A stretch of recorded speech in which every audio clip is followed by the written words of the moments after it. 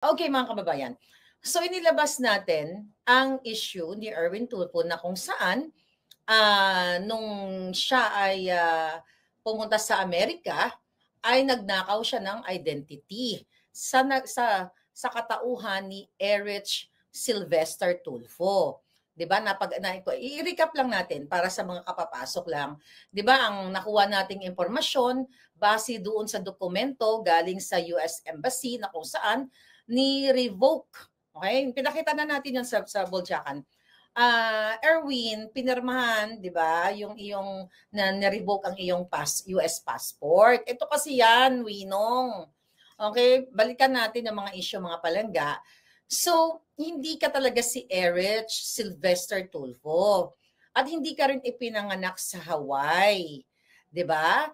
Kasi, you know, ang umamin ka doon sa dokumento na yon na ikaw ay ipinanganak sa Leyte.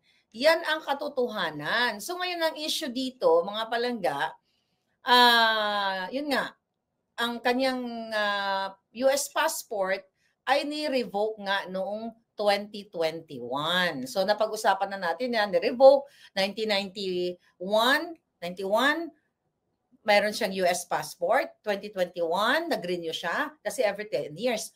2011, nag-renew siya. 2021, na-renew niya. Then, na-revoke ng US Embassy.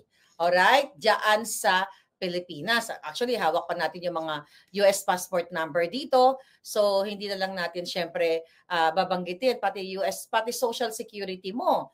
Pero kasi hindi na to sa'yo. US Social Security ending 2169 is hawak ko din ang information. Kasi nga, mayroong mga nagmamagandang loob sa atin, mga kababayan. So, napag-usapan na natin kung ano yung mga fraudulent acts o yung mga violations na kung tutuusin, pwede talaga dapat ipataw dito kay Erwin Tulfo. So ngayon, mga kababayan, sumagot siya. Natural lang naman na sumagot siya dahil mga palangga, kailangan niya talagang ipagtanggol yung sarili niya. Imagine mo naman, nasa 2 birthday mo.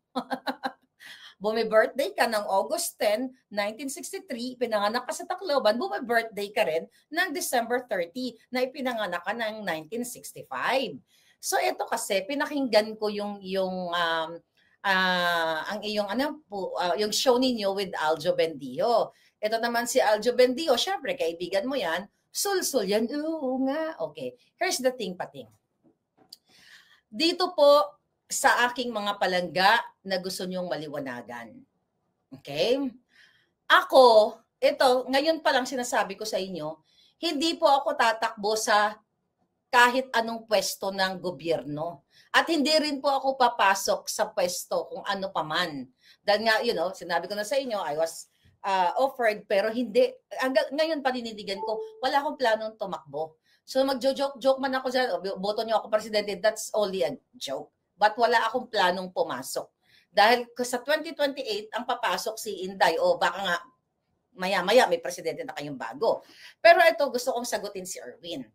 Una, Erwin, wala naman akong galit sa'yo. Wala akong personal na galit sa'yo dahil meron naman tayong pinagsamahan sa Facebook sa mga comment. Naging pinupuri-puri mo pa ako noon. The same thing, may message pa tayo nung Duterte time, di ba? Dahil syempre sinusuportahan natin si Pangulong Duterte. Walang problema doon. I'm not supposed to, hindi kasi porket magkaibigan tayo, hindi ko na lang to, I'm not claiming na magkaibigan tayo, na nag-uusap tayo. Yung mga comment lang, you look so gorgeous, chucho, mga ganyan. Alam niya ng mga followers ko. So, eto pa, napiwi nung na kaya hindi ka in-appoint ni Pangulong Duterte dahil sa issue mo na identity theft.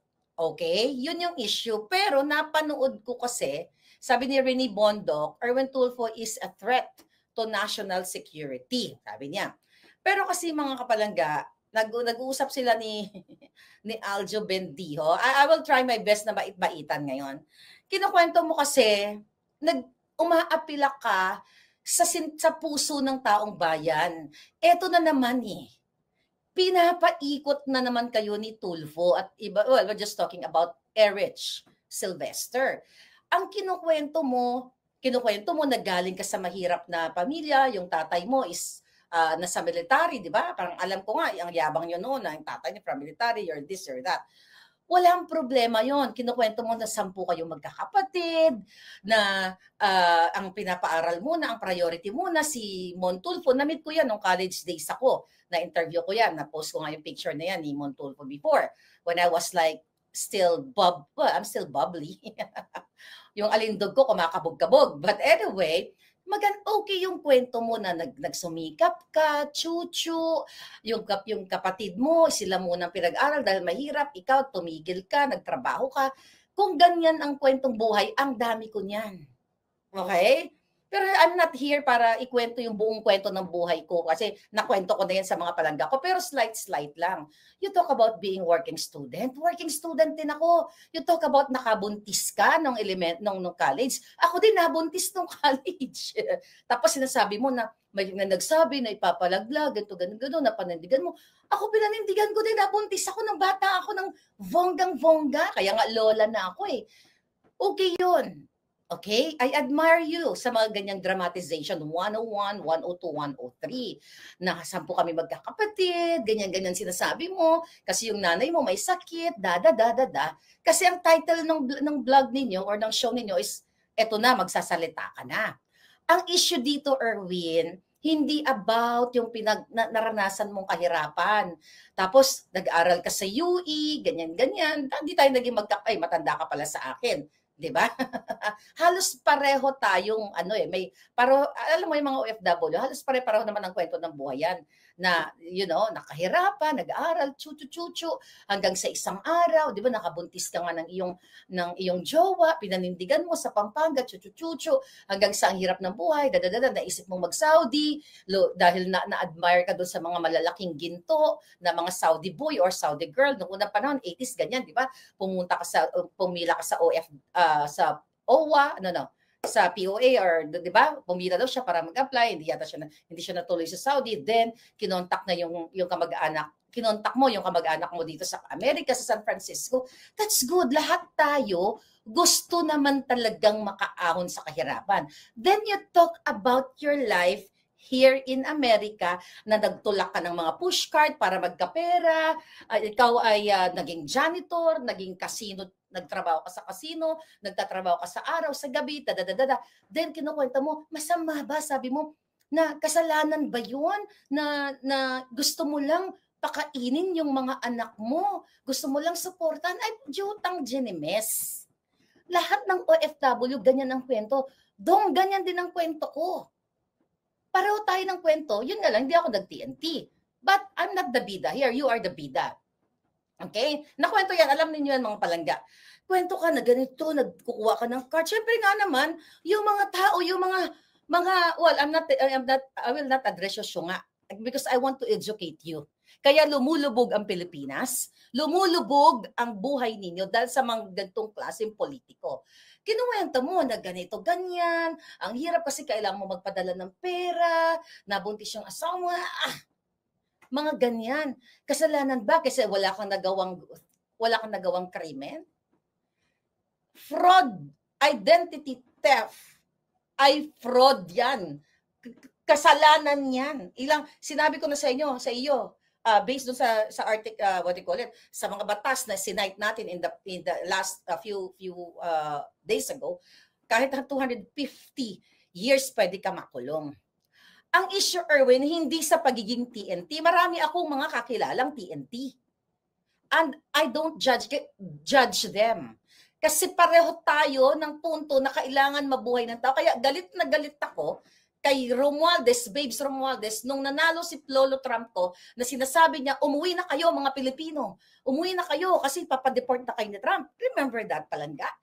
Dahil naniniwala ako na hindi, yung mga nag-TNT, whether Pilipino or anuman ang lahi mo, you want to stay kasi wala kang babalikan sa Pilipinas. Kasi mahirap ang buhay, wala kang babalikan sa Romania, sa Italia, kasi iba-ibang lahi dito eh. But the point, Erwin, sa mga follower ni Erwin Tulfo, ito kasi kadyutahan at nililin lang kayo. Nag-fast forward sa kwento niya. Hindi mo sinagot paano mo ninakaw ang identity ni Sylvester Stallone. No? Ni Rich, Sylvester. Yun eh. Paano mo ninakaw yung identity niya? Paano ka nakapasok doon sa military na sinasabi? Kasi nag-fast forward ka na eh. Sa kinuwento mo muna, paghihirap. Tapos, may mga pagkakataon na nag-uusap kayo mga Pilipino na, may trabaho ba dyan? Ganon din ako, mga hitan. Di ba? Alam niyo yung story ko, yung mga palangga ko, mga ganyan. Nambubudol kay, ginagago mo yung Pilipino. Hindi na tanga tong mga palangga ko. Kaya yung mga palangga dito, gumising kayo. Ang problema sa iyo, Erwin, naging gahaman ka. Naging greedy ka. Kung hindi ka nag-ambisyon, hindi ka na nga nabuking ng panahon ni Duterte. Kasi hindi ka binigyan ng pwesto. Dahil alam ng Duterte administration na Amerikano ka. Kasi 2021 lang ni-revoke ng US government ang iyong pasaporte.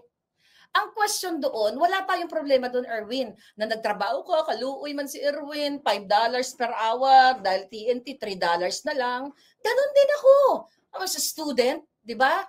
Nag-student visa and everything. Tapos, ang per hour noon is $10, 8 lang natatanggap ko, kasi ganito, ganyan, student pa, we're just waiting for da-da-da-da.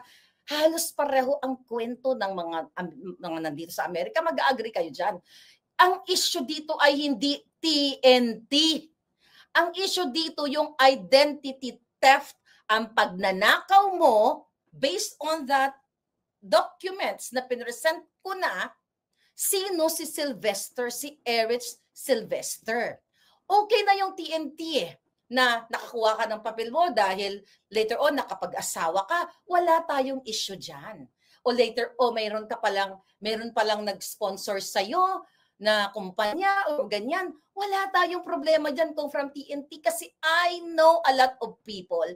May mga classmates ako dito sa Amerika na nag-telearalan kami, nag-aral-aral kami ng bonggang-bongga, tapos yung iba hindi nakakuha ng ang tawag dito, employer, iba-iba. I will tell you, Erwin, dahil somehow, 'di ba, nakapag-work ako, hindi naman ganoon katagal sa law office na kung saan nag-aayos ng immigration papers. Ako mismo kaya ko kaya kong ayusin yan. Alam mo, yan nga ang gusto ko sa business. Business kung kaya ko lang yung consultancy at mag-aayos ng mga papel-papel, like yung mga petition ninyo dyan sa Pilipinas, I can do that, but I don't have time. So, alam ko yung mga kadyutahan, pero Erwin kasi, wag mong lokohin yung sarili mo. Wag mong, kung nirerespeto mo yung nanay mo na sinasabi mo, namatay na yung nanay mo, di ba? Nasabi ng nanay mo, gumawa ka ng mabuti. Gumawa ka this time ng kabutihan para sa Pilipino. Wag mo kaming budulin. Walang problema kung nag-TNT ka, although mga kapalangga, hindi lang si Erwin Tulfo ang nag-TNT. Millions na mga TNT dito sa Amerika, hindi lang po Pilipino, iba't ibang lahi. Balay mo, swertihin nga kayo, baka si Trump, etos lang, yung pala mag-amnesty siya, patawarin niya lahat ng mga TNT.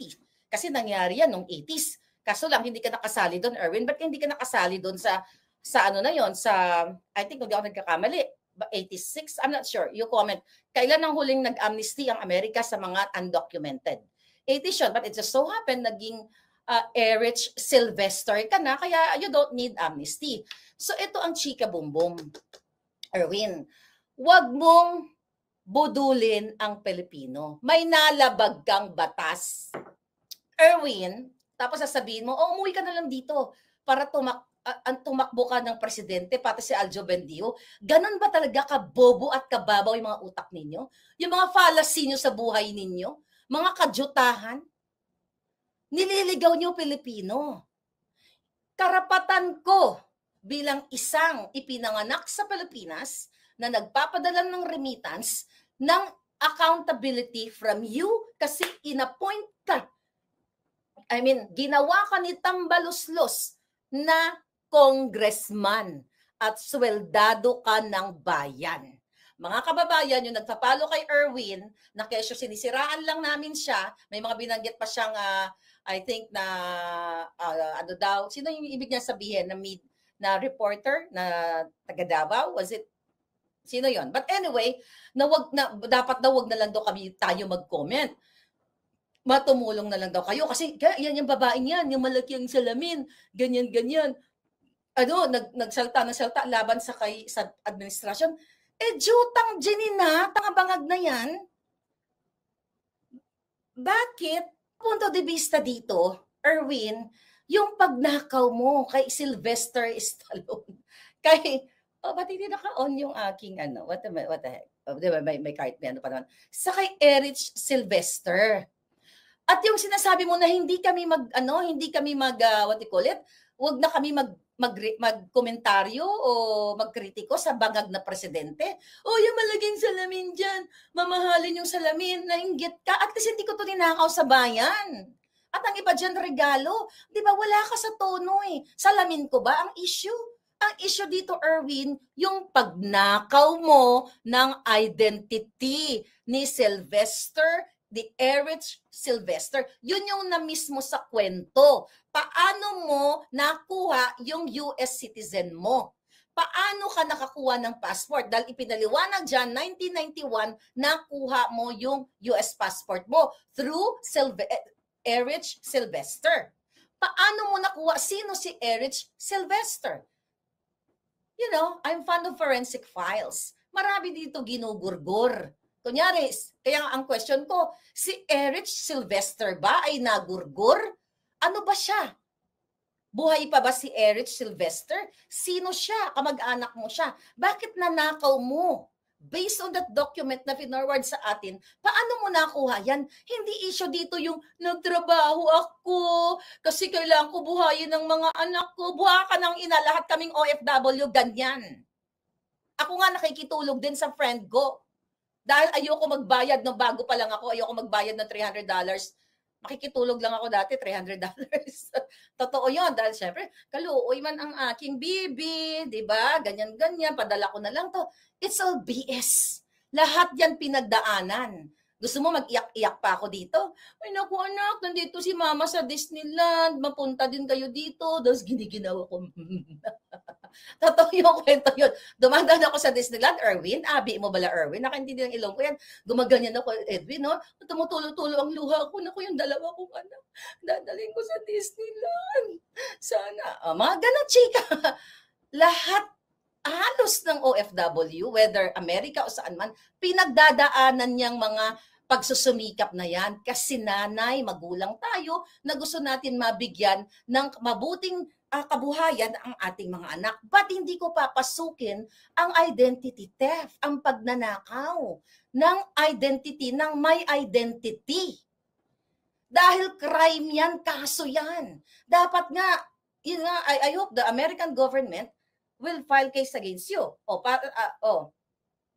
Ayon sa aking friendship na taga-Alabang, hi sa mga mayayaman kong friendship, akalain nyo, mga palangga, kino-question yung aking mamahaling salamin daw. Baka naman, regalo lang yan sa akin, yung iba dyan. But anyway, sabi ng ating Alabang girls, ang Alabang friendship natin, yung drama ni Erwin Tulfo na nakabuntis siya, ano ang kinalaman ng Pilipino sa libog niya? Oo nga. Hindi justification yung libog niya para magsinungaling siya at magnakaw ng identity. Exactly. Kaya nga palang kaya di ba sabi ko, nung sabi niya nakabuntis siya, ako di ba nabuntis eh. Anyway, mga kababayan, yung mga follower ni Erwin Tulfo, huwag kayo magpapaniwala sa taong to. Ang naging problema sa iyo, Erwin, naging gahaman ka, greedy ka. Imagine mo, you have 200 million assets. And based dun sa pinakita nating dokumento, binasa nating dokumento, mga palangga, yung yung declaration mo, ito pa issue sagutin mo. Kasi may record ang Kongreso ng ng iyong personal data sheet. Okay? May record ang gobyerno, ang Kongreso na ang dineclare mo for those years 4 million pesos lang na iyong income. How come na nagkaroon ka ng 200 million assets o kayamanan? Saludo ako sa iyo na at least yung anak mo binuhay mo. 'Di ba? Hindi na pariwara, okay 'yun. Pero hindi yan Girl, hindi yan ang issue. Ang issue, paano mo, maikulalya na ako, ninakaw ang identity ni Erich Sylvester. At sagutin mo ang mga issue dahil according to the US Constitution, I wish kabisado. Ang sarap siguro magsalita, no? Pag alam mo kabisado yung mga constitution kasi I don't have that. Katulad yan, Erwin. Ako gusto ko talagang maging abogado nung panahon nung bata, nung nag-aaral ako, yung, well, pre-law yung first course ko communication. Pero wala kaming pira. Kaluoy man si Inday. Si Inday Marika, wala din akong pera. Nagpo-promissory note din ako. Hindi rin ako makapag-exam. Nag-working student ako para makaahon sa kahirapan. But pag ako ba nag-identity theft, sasabihin ko ba sa inyo yan? Ay palangga, patawarin nyo na ako. Mabait naman ako Kasi, naghirap ako, ganyan-ganyan. Bullshit yan, Erwin. Ang issue, magnanakaw ka ng identity ni Erich Sylvester. Doon mo, hindi mo yun naipaliwanag. Puro ka emotional appeal, nakabuntis ako ng asawa, yung anak ko, Ang question ko ngayon, US government, posible ba na ma-denaturalized ang kanyang mga anak? Ang sagot, hindi man ako abogado pero binasa natin yan, pwede. Depende kung paano nakuha ang citizenship. Kung nakuha ng kanyang anak, ayon sa Constitution ng Amerika, Constitution 1, 2, 3, 4, 5. Hindi, nabasa ko lang kanina. Okay, binasa natin. Tingnan natin to. Pwedeng bawiin ang citizenship ng anak mo kung ito ay nakuha niya dahil sa dahil let's say for example like yung anak ko nung nag-US citizen kami, right there and then wala pang 16 yung anak ko, automatic yun kasi citizen pag below 16 ang in-apply lang namin, actually walang naturalization yung anak ko dahil automatic passport yun, ganyan. Pero kay Erwin pwede kasing paano nakuha ng bata? Kung birthright, hindi yun makukuha. Hindi na yun marirevoke ng US government kasi wala namang batas na ganon. So kung birthright, meaning kung ipinanganak ang bata dito, yun yung ginagawa ng mga artista, di ba? Pumupunta dito, tapos iniluluwa lang kanila mga anak para magkaroon sila ng US citizen ng mga bata. But I think sa panahon ni Trump, mukhang babaguhin na yan. I'm not sure, pero narinig ko naulinigan ko habang nagkakapi sila, nasa dingding ako. Chika lang.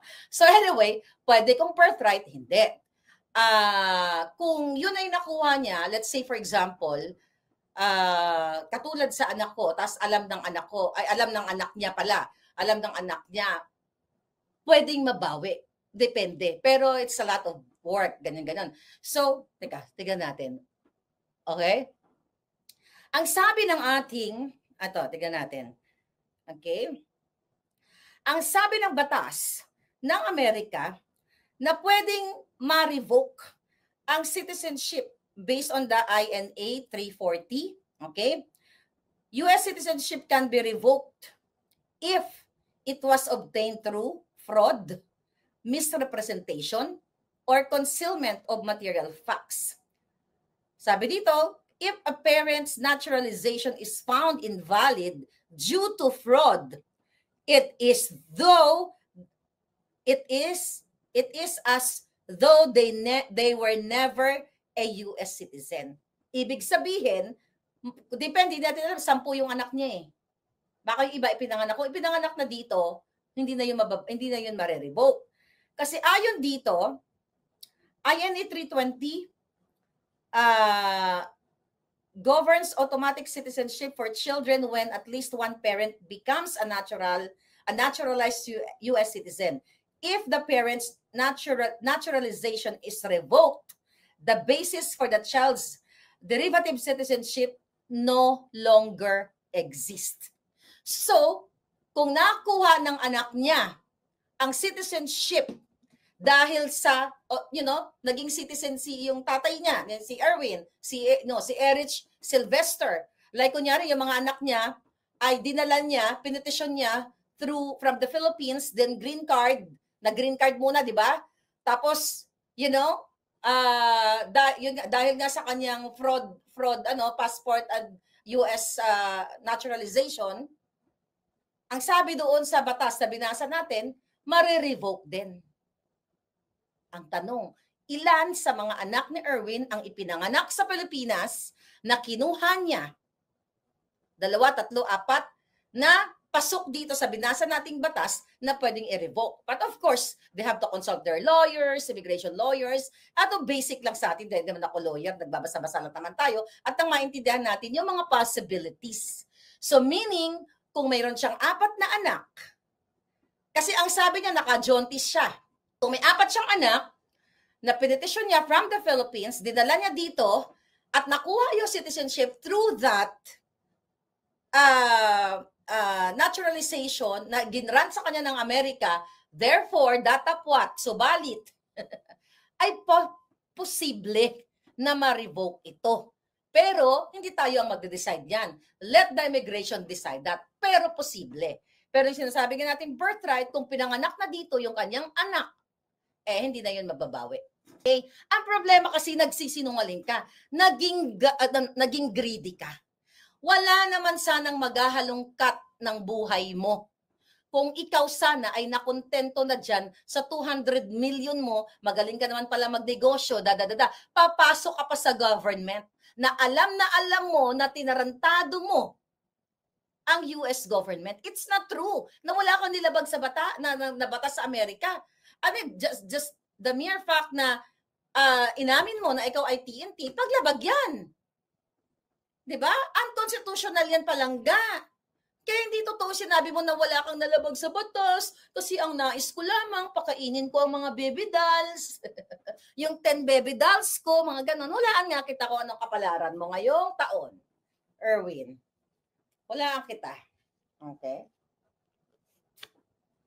Lucky 9. Ibig sabihin, Lucky 9 ang taong bayan dahil mauudlot ang iyong mga pambubudol sa taong bayan. Itong numero na ito, lucky to para sa mga Pilipino. Siswertihin ang taong bayan. Dadami ang pera ng Pilipino kapag ikaw ay what? Kapag ikaw ay dinisqualify ng COMELEC dahil illegal ang TNT, sabi ni Annalina. O, diba? Walang mananalo sa barahan ni Maharlika. Anyway, mga palangga, budol ka, Erwin. Tapos sinasabi mo, kayo, tumulong na lang kayo. Nagtayo ako ng action center. Hindi yan ang issue, Gorgor TV. Hindi yan ang issue. Ang issue, sagutin mo, nagnakaw ka ba? Ninakaw mo ba si Sylvester, si Erich Sylvester? Hindi, yung kwento mo, naghirap ka, nagtulak ka ng mga ganito-ganyan. Tapos, fast forward, after 10 years, bumalik ka ng Pilipinas. Ano yon? Kulang. Kung ako magdidirect ng buhay mo, kung ako magsusulat ng buhay mo, something's missing. Erwin, anong ginawa mo dito? Huwag kayong magpapabudol dito. Ano pang sabi mo? Mayroon pa siyang article. Bala nga natin ang article ni Dodong. Giatay. So, liwanagin natin, Mahi Faustino, liwanagin natin na pwedeng ma-revoke ang citizenship ng mga anak niya kung ito ay napetisyon niya from the Philippines gamit yung kanyang fake identity na si Erich Sylvester. Ngayon, mga hitad, ano ngayon ang gagawin natin? Dahil sabi, hindi niya naman ako pinangalanan, pero ako lang naman ang vlogger na nag-iisang malaki ang salamin sa Amerika. Pati salamin ko, pinakakialaman mo. Hindi naman yun ang issue, Dodong. Tapos pinipigilan mo kami na, batikos-batikos sila yung malaking salamin, yung dating broadcaster ganyan, yung abogado na ganito, binabatikos hindi na lang kayo tumulong sa gobyerno, binabatikos sa mga Marcos. Hindi namin babatikusin, gago ka ba? 5,500 flood control. Zero budget sa PhilHealth. Pag nanakaw ni Lisa, pangingidnap ni Lisa Marcos, paging kartel ng gobyernong ito, tatahimik kami? Humihingi kami ng accountability and you are part of the problem ng Pilipinas. Pipigilan mo, yung babae dyan na malaki ang salamin, yung ganyan-ganyan, na nakaasawa ng apam na mayaman. Sana all, di ba? Yung mga nakaasawa ng apam dyan, nainggit sa inyo. Ang issue dito, paliwanag mo, based on that document, paano mo ninakaw si Erich Sylvester Tulfo? Ipaliwanag mo na how come, where did you get your money na 200 million where in fact yung iyong salin ay 2-4 million lang ang dineclare mo na kinita mo dun sa partikular na taon na yon. Kung kwento lang, Erwin, ng mga kahirapan dito, Diyos ko, ang mga palangga ko, kabisado nila yung mga kwento ko eh. Yung mga paiyak-iyak kong ganyan, di ba? Madaling, kwento mo, pinalayas pa nga ako eh. Ano sabi sa akin? Alam niyo yan, lumayas ka na dito. Ayaw namin magkanulo ng TNT. Hindi naman po ako TNT. Alala niyo, dati naiyak-iyak pa ako, hindi naman ako tita TNT, wag mo naman akong palayasin. Di ba, may ganun akong kwento? But nagsumikap ako, pero hindi yung dahilan na gumawa ka ng fraud. Tapos sasabihin mo, ay may ginawa naman ako mabuti. Pinakain ko naman yung mga anak ko, so mabuting tao ako. Ganon ba yun, Dodong? Huwag mo kaming gaguhin. Wag mo na, may social media na ngayon. Kung radyo, TV lang pwede niyong manipulahin ang mga kwento. Kailangan mo dong, Erwin? May 200 million ka na. Inilagay mo kasi ang sarili mo para scrutinize ka. Public official ka eh. Kung mga ganyan-ganyan lang, ay, may breaking news ako. Sino attach? Ang reporter na nakatanggap ng Porsche ng malaking diamante at 4 million Hermes sa politiko. Ayan, problema na naman natin yan. Paalala nyo, baka malimutan ko bago tayo magtapos. Sino attach? May showbiz tayong mamaya. Here we go, darling. Okay, tiyan mo, naka-headline na naman tayo ngayon. Sabi ng politiko, ang dami kasi nagtag sa akin, si I am Sherwin, thank you palangga.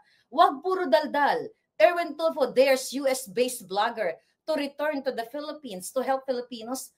Para gurugurin ako ng amo mo, si Lisa? Talaga bang pambobo ka lang, Erwin? Bakit mo ako pauwiin? Bigyan mo ba ako ng bahay, Dodong? Wala ako bahay dyan. Kaluoy naman si Inday Marlica, walang bahay. Kasi walang ninakaw. Ni bahay ng posporo, wala ako. Baka gusto mo. O sabihin mo kay Lisa Tanas, yung mga fabricated case niya na finance sa akin proxy cases, ibasura niya. Then uuwi ako. O umalis sila, uuwi ako. Papatayin ako na. Gusto mo, pagurgur ako, yun lang naman ang, umuwi kayo dito. O ikaw, mag-ano ka, magtakbo ka ng presidenting leche. Anong kaalputan yan? Ganyan ba ang kategorya ng mga press people ngayon sa bayan natin? Ano yung jutak na yan? Pang Erich Sylvester? Pang kriminal? Ano ba yan? Teka lang. Asa naman, Dodong dito eh. Hulaan ko na kayo si Dodong. Okay, ito, here we go. Pabida-bida na naman ang babaeng nakasalamin dito ah. House Deputy Majority Leader and ACT-CIS Party List, may ganyan-ganyan pa yung mga tulpo pag nagbigkas eh. Erwin Tulfo challenge a US-based blogger to return to the Philippines and help the Filipino people. Kailangan ba talagang umuwi ako para makatulong ako, Dodong? Tiga, patingin ko nga yung aking ano dito. Sandali lang. Yung mga hindi pa napadala ng ayuda ninyo ha, magantay lang kayo, papadalhan natin kayo. Yung mga natawag, kasi 3 hindi ko pa mahanap. I'm sorry pala ba, but yung 3 hindi ko pa nahanap. Teka lang, Erwin. Teka lang, kasi gusto kitang i-debunk kita eh. Kasi pinapauwi mo ako eh. Pinapauwi mo ako para tumulong ako. Ito, you have to Teka, here we go. Here we go, darling. Okay, here we go. Sino ba papadalhan natin ngayon? Okay, here. Papadala natin hindi. Titingin lang ako magkano pinadala ko. Okay, sino ba itong mga to? Okay. Paano ba makita kung magkano pinadala ko? Erwin ito yung contribution ko kasi pinapauwi mo ko eh. Since naging model, naging ambassador tayo ng Sendwave, dapat natin mga pangalan. Oh shit. Ay, ulit. Okay, tapa ko na nga ng kamay ko. Sandali mga hitad. Baka makita niyo yung names ng mga hitad. Okay, here we go. Pinadala ko, Erwin. Nakita mo ba yan? Nakita niyo figures? Total sent, 107,555.52 USD. 107,000. Yan ay mga tulong ko. Kung tinago ko yan, kung sinolo ko yan, libre ko kayong lahat. Kaso wala na. Nawala na yung 100,000 na yan. How much is that? 5 million? Grabe, kung nag-inipon ko yun, dayaman ko na pala. So anyway, yun. Kailangan bang umuwi ako para magpadala ako ng ayuda dyan through Sendwave app? Kaya mag-download ako ng Sendwave app. Wala pa yung dati kong mga apps dati. Wala pa yung mga deposit sa banko, wire transfer and everything. Yeah. I sent 107,000 US dollars. Ngayon nasabi mo sa akin, umuwi ako para tumulong. Pwede naman ako tumulong eh, right on my fingertips. Boom, boom, boom.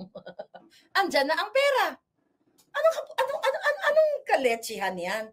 Ha, Erwin, wag mong babaguhin, wag mong lulukohin ang Pilipino. Stop that emotional appeal. Hindi ka makakalusot.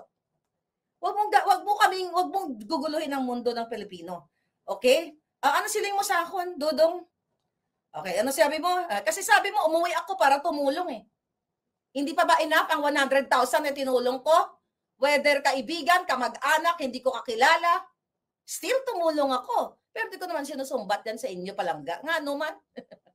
Hindi ko sinusumbat yan. Pinapakita ko lang dito kay Erwin na ito. Hindi ko kailangan umuwi, Erwin, ng Pilipinas para patayin ni Lisa para tumulong sa aking kapwa. Now, ano sabi mo?